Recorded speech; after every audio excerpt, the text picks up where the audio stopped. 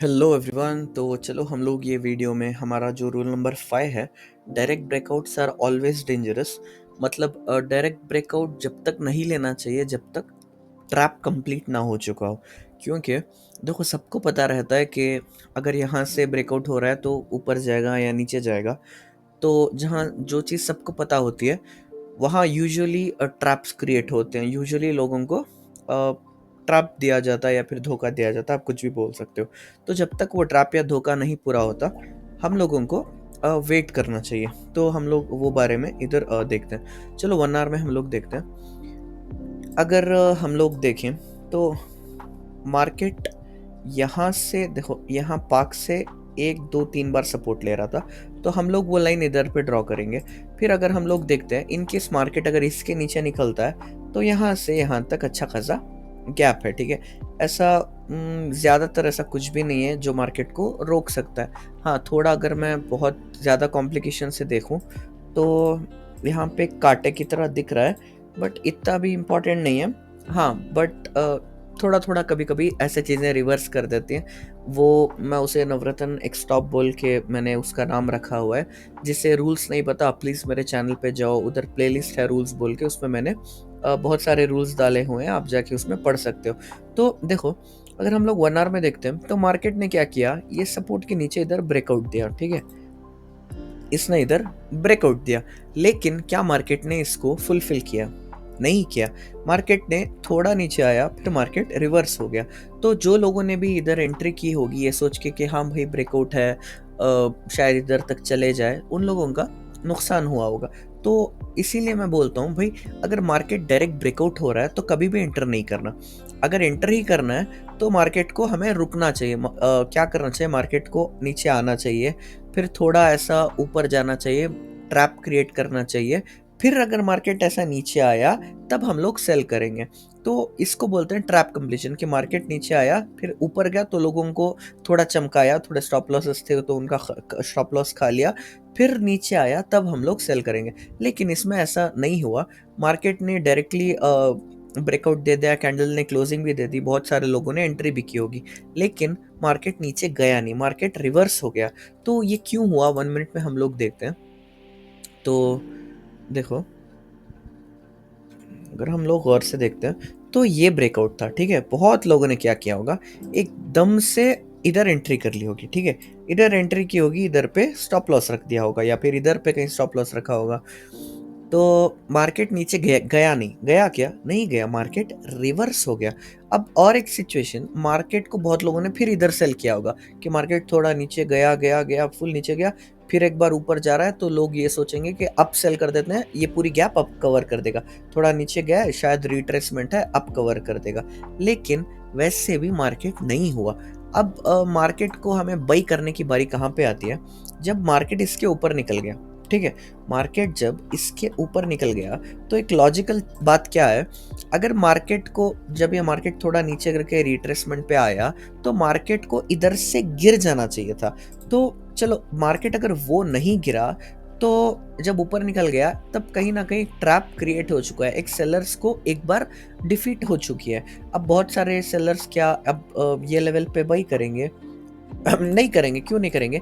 क्योंकि मार्केट जब इधर से निकल गया था तो लास्ट एक ऑप्शन कहाँ पर आता है, फिर जब मार्केट वही प्राइस पे मिल रहा है तो सेलर्स सेल करेंगे। लेकिन जब ऊपर आ गया तो सेलर्स के बीच में एक तरह से डाउट आ जाएगा कि शायद कहीं मार्केट ऊपर ना जाने लग गया हो। तो आधे सेलर्स जब मार्केट ये जोन पार करेगा, जब ये जोन, तो ये जोन मेन था, यहाँ से फर्स्ट बार लोगों ने सेल किया था। फिर एक बार लोग कहाँ ट्राई करेंगे, यहाँ पे थोड़े लोग सेल करने का ट्राई करेंगे। लेकिन जब इसके ऊपर निकल गया है तो यहाँ पे जो लोग सेलर ट्राई कर रहे थे ये जोन पे, इनका तो आधा कॉन्फिडेंस डाउन हो चुका होगा। तो हमें कंफर्मेशन कहाँ मिलती है, मतलब मुझे कंफर्मेशन यहाँ मिलती है। देखो, जब मार्केट मैं एकदम ऊपर जाएगा तब भी नहीं करूंगा, क्योंकि हो सकता है 5 मिनट में विग आ जाए, 1 मिनट मतलब 15 मिनट में विग आके वापस आ जाए। तो अब इसका नेक्स्ट सपोर्ट रेसिस्टेंस कहाँ है, यहाँ पे आता है। देखो, ये सपोर्ट है, ये रेसिस्टेंस है। ठीक है, ये सपोर्ट है, ये रेसिस्टेंस। तो हम लोग इधर एक लाइन डालेंगे। तो मैं उस तक भी एक मतलब उस वो लेवल तक से भी अगर मार्केट नीचे चला गया तो मैं कहीं ना कहीं रुकता हूँ कि चलो और एक प्रोटेक्शन, मतलब हम लोग और एक बॉडीगार्ड अपने एरिया में ऐड कर लेते हैं, क्योंकि चलो यहाँ से तो नहीं गया, लेकिन चांस है कि मार्केट ये जोन टच करे, फिर मार्केट नीचे आए, फिर कहीं से मार्केट गिरना शुरू हो जाए। ठीक है, अब जब मार्केट इधर ऊपर गया तो कहीं ना कहीं लोगों ने इधर भी तो बाई किया होगा। ठीक है, इधर भी तो बाई किया होगा, क्योंकि लोगों को थोड़ा, जो चालाक है उनको लगा होगा भाई कि हाँ ये सेलिंग जोन था, अब यहाँ पे आया, अगर गिरना था तो इधर से गिर जाता, लेकिन जब ये ऊपर गया गया है तो बाइंग जोन शुरू हो चुका है। तो बहुत लोग बहुत लोगों ने बाइंग इधर भी की होगी, लेकिन मार्केट बाइंग ट्रैप भी तो कर सकता है, मैंने वो भी बहुत बार देखा है। चलो मार्केट इधर ऊपर जाता, ये जो जोन है टच करता, फिर नीचे आके सेलिंग अगर शुरू हो जाती, तो एक्चुअल में सेलर्स तो थोड़ा फंसे ही थे, लेकिन ओरिजिनली मार्केट फंसाने आया था बायर्स को।